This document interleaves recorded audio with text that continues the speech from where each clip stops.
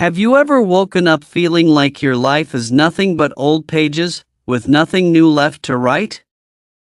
But what if today is actually a brand new chance to begin again? What's the first thing you'd change? A new day, a new chance. Picture this: the alarm clock goes off, and instead of feeling like the world just handed you another gift, it feels like life shoved you into another rerun of the same boring episode. Same aches in your knees, same cup of coffee, same quiet kitchen.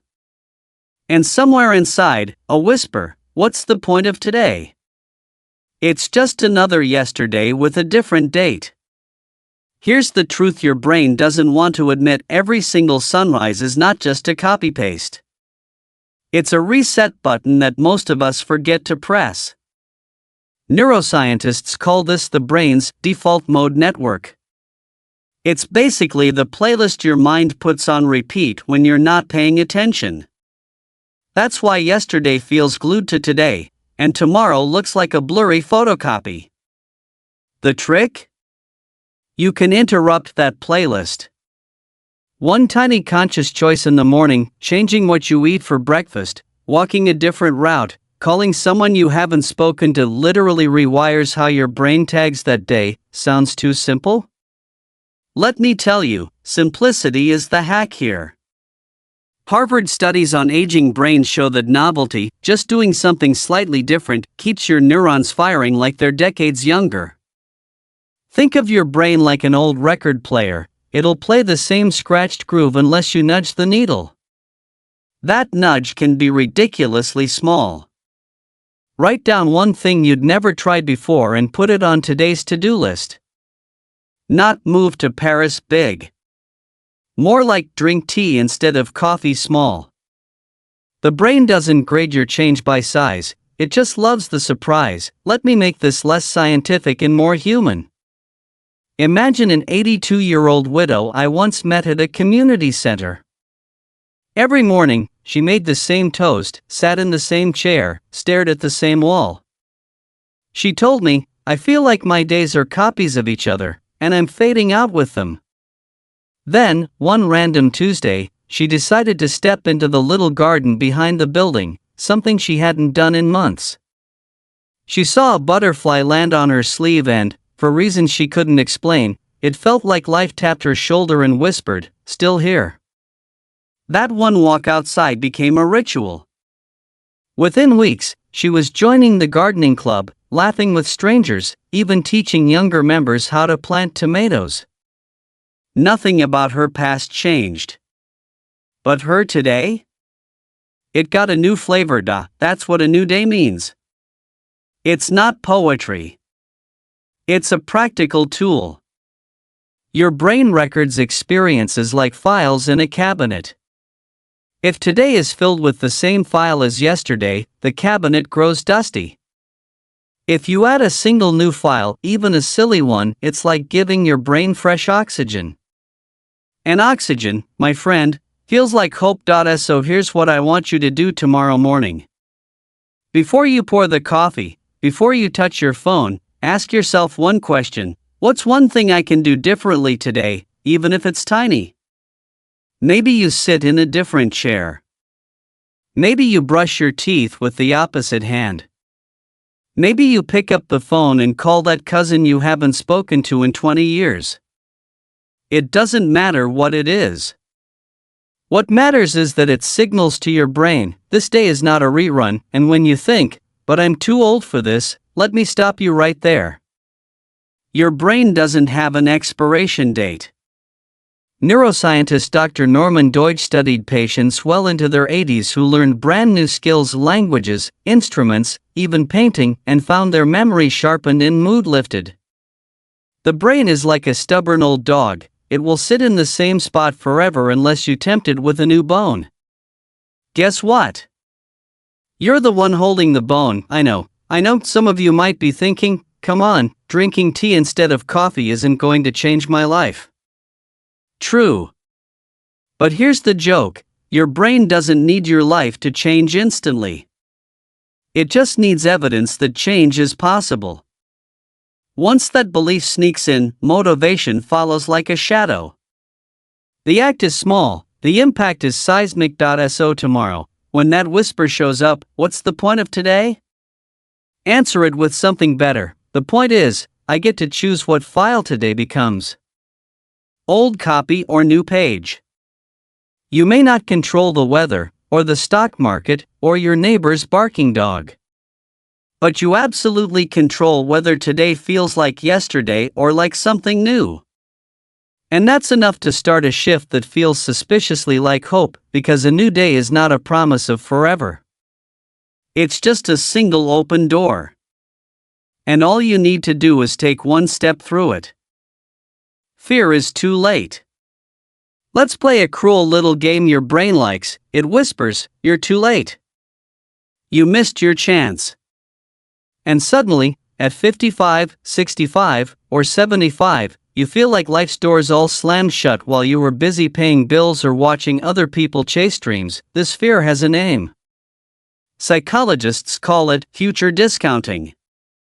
It's the brain's habit of undervaluing what's ahead and overvaluing what's gone. Imagine standing in front of a bakery. You see yesterday's bread on the shelf, rock hard, stale. But instead of looking at the oven where fresh bread is baking, your brain insists, nope, only the stale loaf counts. That's how it convinces you to stop trying. Science disagrees. A Yale study on aging adults showed people who believed it's too late declined faster, physically and mentally, than those who thought I can still do something. The belief itself is the poison. It's like putting a closed sign on a store that's still open. Your body keeps working, your brain keeps wiring, but your attitude keeps flipping the switch to off. Here's the plot twist. Almost every inspiring late bloomer you've ever heard about started with this exact fear. Take Grandma Moses, who didn't begin painting until her 70s. Or Colonel Sanders, who failed dozens of times before launching KFC in his 60s. They weren't fearless. They were terrified it was too late. They just realized the math. Yes, you're older. But time left is still time. And the only thing worse than starting late is never starting. So how do you fight this too late monster? You shrink it. Break the rest of my life into one afternoon. You don't have to fix everything. Just pick something tiny and do it before dinner. Call an old friend. Write a paragraph of the book you always wanted to. Learn one French phrase. Your brain will stop shouting too late the moment you give it fresh evidence of still possible. Let's be blunt. You will never be younger than you are right now. That's the hard truth. But here's the punchline. Today is the youngest you'll ever be for the rest of your life. Which means, technically, now is the perfect time to start. The fear of being too late is like an alarm clock stuck on snooze. It keeps ringing, annoying, useless. But once you actually get up, you realize the day was waiting for you all along. The memory trap. Imagine this, you're washing dishes, and out of nowhere your brain replays a scene from 30 years ago. Maybe it's the mistake you made with your career, or the relationship that cracked, or the trip you never took. Suddenly, the kitchen fades, and you're trapped in reruns of your own life. That, my friend, is the memory trap. Here's how it works. The brain isn't a neutral library. It's more like a gossiping neighbor who never shuts up about the worst parts of your past.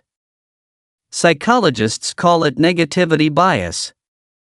Your mind highlights regrets and failures because it believes replaying them will protect you from repeating them. But instead of protecting, it paralyzes. You stop trying, because the highlight reel is all bad news. Let's be fair, memory itself isn't the villain.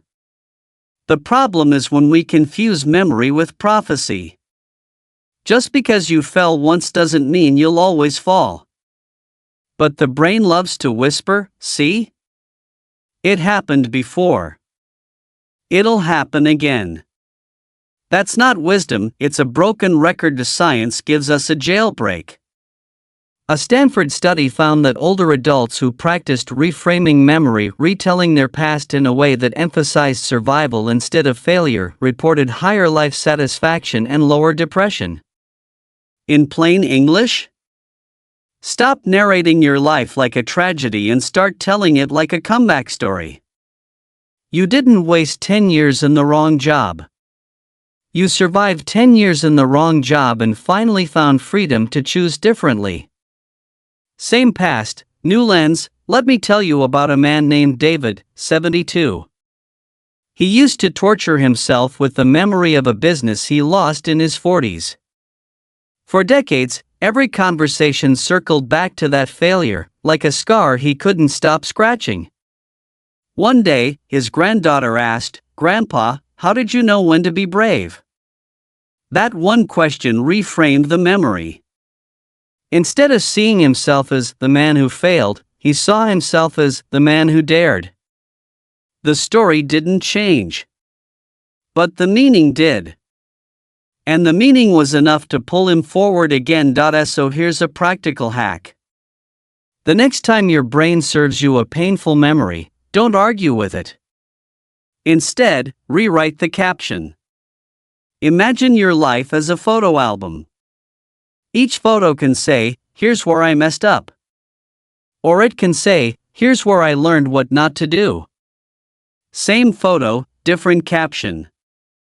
Your choice decides whether memory is a prison or a teacher, and if you're tempted to roll your eyes and say, "That's just positive thinking," remember, it's not fluff. MRI scans show that when people actively reframe memories, their amygdala, the fear center, calms down. Literally, your brain's alarm system gets quieter. This isn't delusion. It's reprogramming. The trap of memory is believing the past is proof of the future. But the future is allergic to proof. It's built out of decisions you haven't made yet. Your job isn't to erase old files. It's to stop letting them write your next chapter. So the next time yesterday tries to chain you, smile and say, "Thanks for the reminder. But today, I'm busy." The brain loves the familiar. Ever notice how your brain treats routine like it's a warm blanket? Same chair at breakfast, same walking route, same favorite TV show rerun. It feels safe. But let's be honest, it's also the reason you sometimes feel stuck, like life has lost its flavor. There's a sneaky reason behind this. The brain is obsessed with efficiency. Neuroscientists call it energy conservation. In other words, your brain is lazy. It wires habits into autopilot so it doesn't have to burn fuel making decisions. That's why brushing your teeth, tying your shoes, or driving the same route doesn't feel like effort. Your brain loves predictability. It's cheap and safe. The problem? What's safe isn't always satisfying. Over time, too much routine turns into a cage. Imagine eating plain oatmeal every day. At first it's fine, even comforting. By the 100th bowl, though, you're not just eating oatmeal, you are oatmeal. Psychology experiments back this up. A University College London study showed that adults who broke even tiny routines, like taking a new route to work, reported higher mood and sharper focus. Novelty wakes the brain up like a splash of cold water. It doesn't need to be bungee jumping or moving across the country. Small tweaks trick the brain into saying, "Hey, this is different. Pay attention." Let me tell you about Clara, a 68-year-old retiree who came to a workshop feeling numb. "Every day feels the same," she said. She wasn't depressed, just gray. Her assignment was absurdly small: rearrange the furniture in her living room. She rolled her eyes but did it. The next day, she laughed and said, "It feels like I moved houses." That little shift disrupted her autopilot. Soon she was trying new recipes, then new hobbies.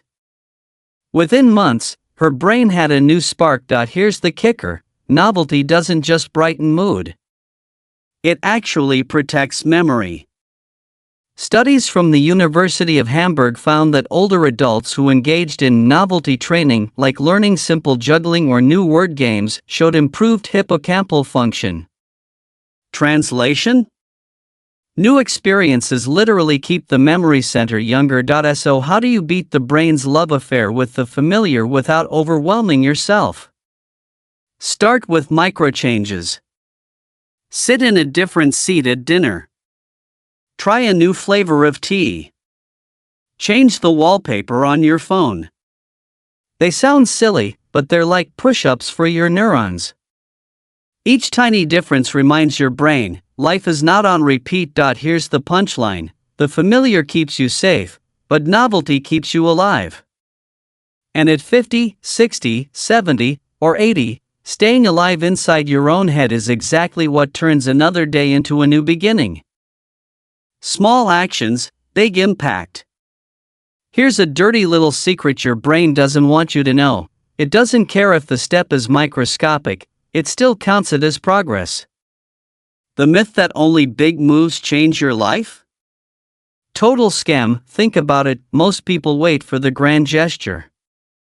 When I retire, I'll finally, or once I have more energy, then I'll. But big goals are like heavy furniture, they look good in theory, but try moving them and you'll throw out your back.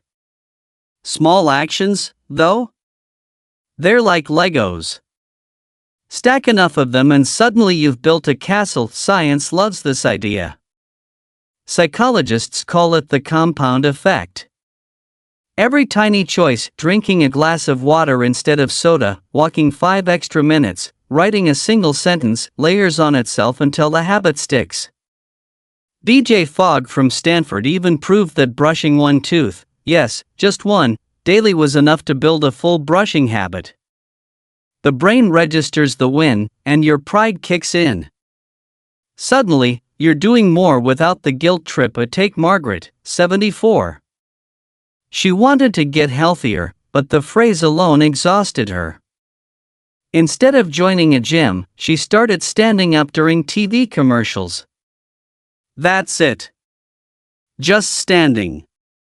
Weeks later, she was walking in place during ads. Months later, she was taking 20-minute walks outside. Did she plan a fitness overhaul? Nope. She tricked her brain with one small action until it snowballed. Here's why this works: dopamine. That's your brain's feel-good chemical. Every time you complete a small action, dopamine does a victory dance. And your brain, like a kid begging for candy, wants more.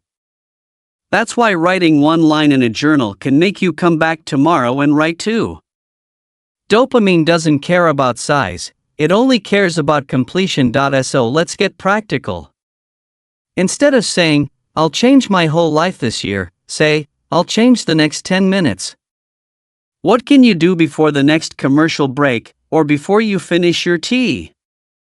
Write one thank you note. Stretch your arms. Learn one new word. Each tiny win says to your brain, we're moving forward, and here's the best part: small actions are invisible to cynics. Nobody's going to roll their eyes because you took a different route home or drank more water. But inside, you know you've started a quiet revolution. One that doesn't burn out, because it doesn't rely on drama. So yes, big dreams are shiny. But small actions are sneaky. They bypass the brain's resistance and plant seeds of change without fanfare. By the time you notice, the seeds have become a forest. The bottom line? Don't underestimate the tiny. A single brick can't build a wall, but keep laying them down, and one day, you'll turn around and realize you've built a new life. The comeback story. Let me tell you a story. It's about a man named Robert, age 71, who once sat in his recliner staring at the wall, convinced his life was basically on pause until the credits rolled. His wife had passed, his kids were busy, and the highlight of his week was microwaving leftovers.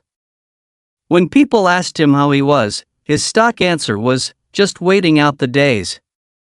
Sounds familiar? That mindset is more common than you think.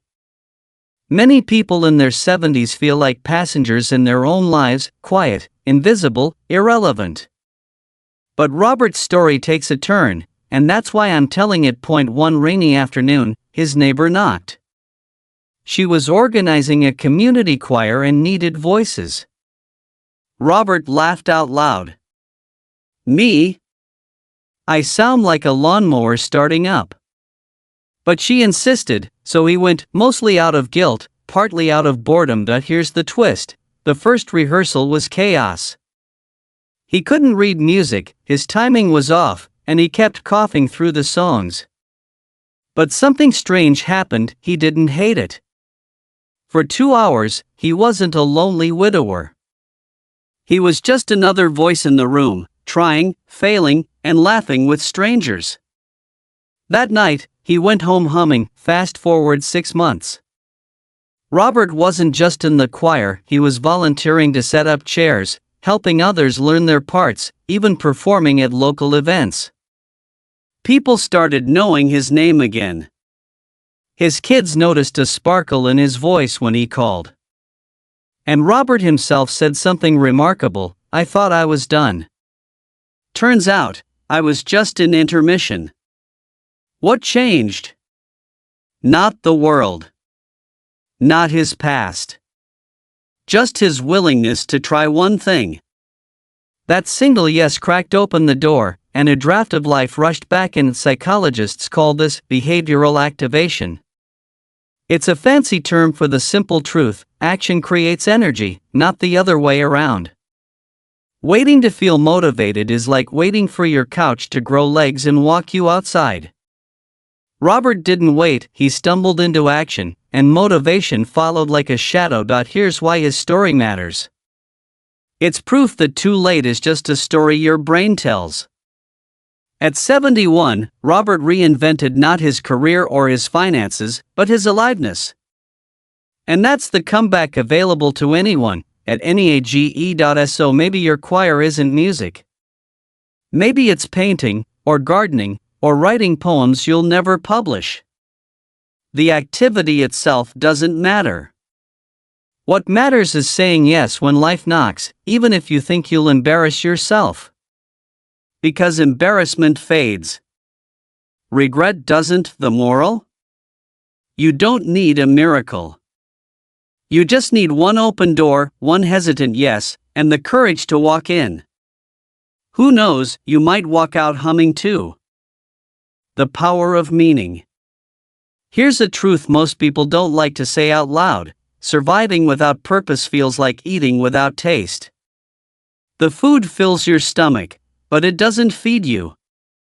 That's what happens when you wake up day after day without a why.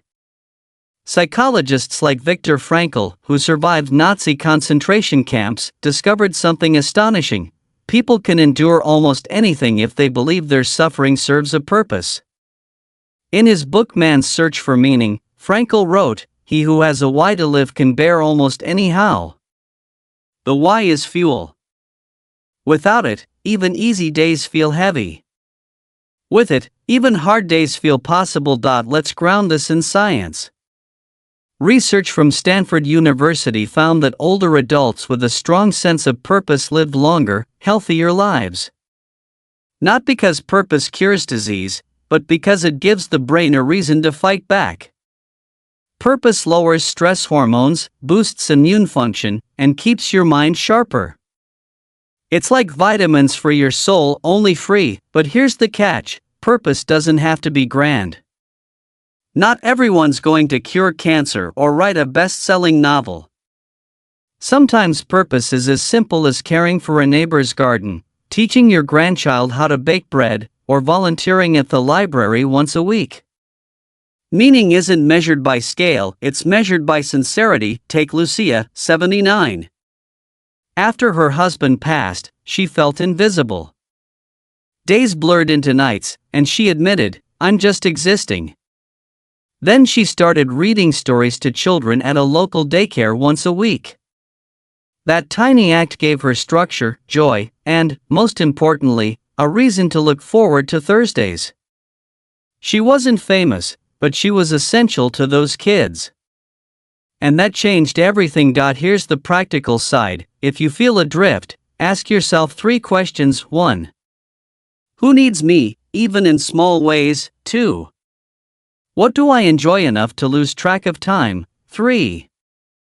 What pain in my past could I turn into help for someone else? Write down your answers. That's your meaning map. And if your brain argues, I'm too old, remember this: meaning has no expiration date, because here's the irony: our culture obsesses over youth, but meaning deepens with age. At 60, 70, 80, you have stories, scars, and wisdom younger people desperately need. That wisdom is currency, and you're rich whether you realize it or not. So the next time you wake up and wonder why you should even get out of bed, give yourself this answer: because someone, somewhere, is waiting for what only I can give. That's meaning. And meaning, not money, is what makes a life worth living. New habits, new life. Imagine trying to steer a massive ship. Push it an inch to the left, and at first, nothing looks different. But sail a few miles, and suddenly you're in a whole new direction. That's what habits do: tiny, invisible nudges that, over time, redirect your entire life. Most people think change requires drama. They picture big declarations: I'll lose 50 pounds, or I'll meditate for an hour every day. But here's the punchline: your brain hates big declarations. It treats them like spam mail: suspicious, overwhelming, and usually tossed out. Small, consistent habits, though? The brain loves them. They slip under the radar and stick. James Clear, author of Atomic Habits, put it perfectly: habits are the compound interest of self-improvement. 1% better each day feels like nothing until a year later, you look back and barely recognize yourself.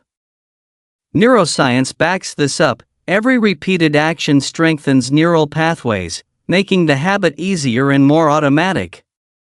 It's like carving a groove in your brain. The deeper the groove, the smoother the ride. Take Arthur, 66. After a mild stroke, he knew he had to change his lifestyle. The idea of overhauling his diet and exercise felt impossible. So he started absurdly small: 5 minutes of stretching before breakfast. That was it. Within weeks, 5 minutes became 10. Then he added a short walk after dinner. Months later, his doctor told him his blood pressure had dropped significantly. Arthur didn't transform overnight. He just stacked pebbles until they became a mountain. Here's a hack you can try tomorrow: attach a new habit to an old one. Psychologists call it habit stacking. For example, every time you make coffee, write down one thing you're grateful for. Every time you brush your teeth, do 5 squats. The existing habit acts like a trigger, and your brain learns to pair them automatically. It's sneaky, but it works. The key is patience. Habits don't shout, they whisper. They don't change your life in a week, but in 6 months, a year, 5 years, the results look like magic. And the best part? You don't need to be 25 to benefit.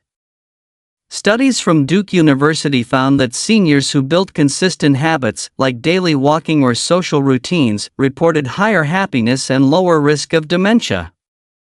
Habits don't just shape your days, they safeguard your brain. So if you're thinking, what's one new habit I could start at 60, 70, or 80, the answer is simple: any habit you'll actually enjoy enough to repeat. Start small. Repeat often.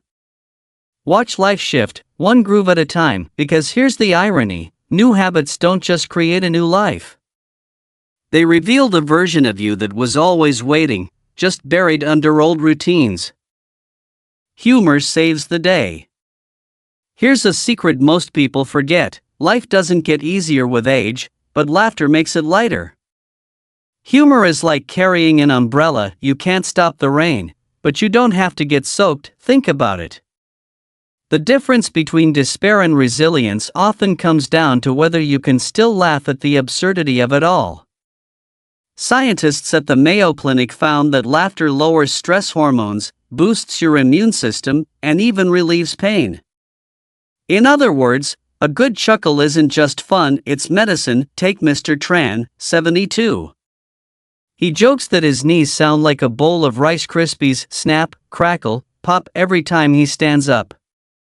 Instead of complaining, he tells people he's carrying a built-in percussion section.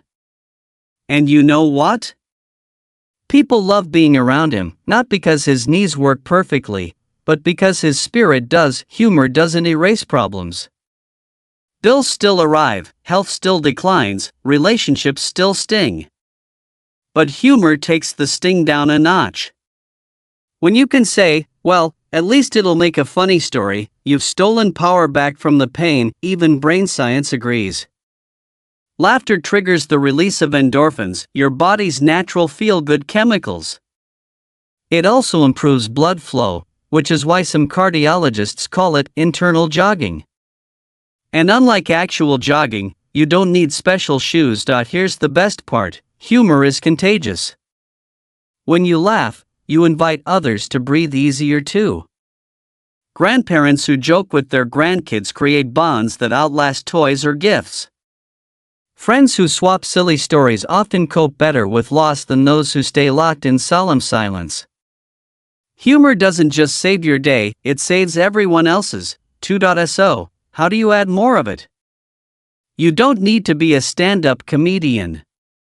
Start small and notice life's small absurdities, like how socks always disappear in the dryer. Collect funny stories or memes to revisit when you're low. Spend time with people who make you laugh easily, and if you feel silly laughing at your own jokes, good. That means you've stopped waiting for life to be perfect before enjoying it. Here's the truth: aging guarantees more challenges, but it also offers more opportunities to laugh at yourself. Wrinkles? They're just smile lines you haven't used yet. Slower steps? Call it moving in slow motion, Hollywood style. Because when you can laugh, you're not denying reality, you're redefining it. And that's not weakness. That's wisdom. So the next time life feels too heavy, remember this: maybe the world doesn't need you to be serious all the time.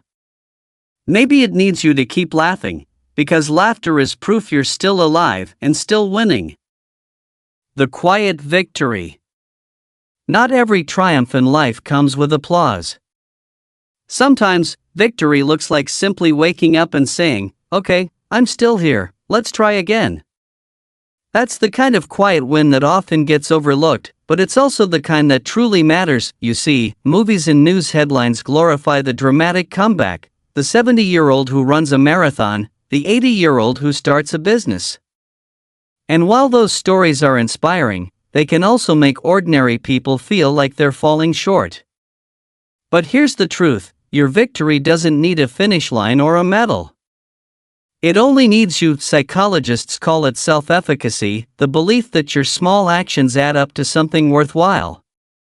When you wash the dishes even though your joints ache, when you call a friend instead of staying isolated, when you choose a walk instead of the couch, that's victory. Invisible to the world, but powerful for your soul. Take Mrs. Nguyen, 78. She once told me that her proudest achievement wasn't raising 3 kids or surviving 2 health scares, it was deciding to learn how to email her granddaughter. It took weeks of frustration, typos, and muttered curses at the keyboard. But one morning, she finally hit send, and a reply popped up minutes later: "Love you, Grandma." She laughed, then cried. No spotlight, no award. Just quiet victory. Science backs this up. Studies on aging show that a sense of purpose, no matter how small, improves health outcomes, lowers risk of depression, and even extends lifespan. That purpose doesn't need to be saving the world.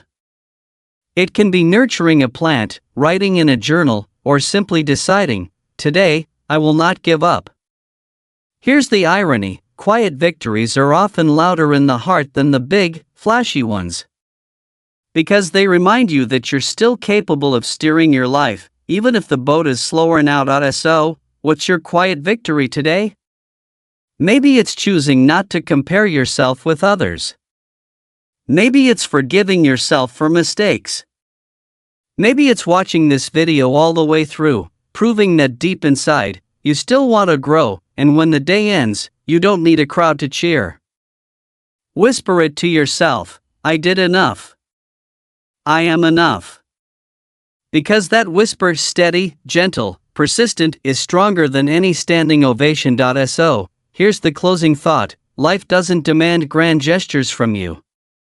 It only asks you to keep showing up, keep beginning again, keep finding those small victories no one else sees.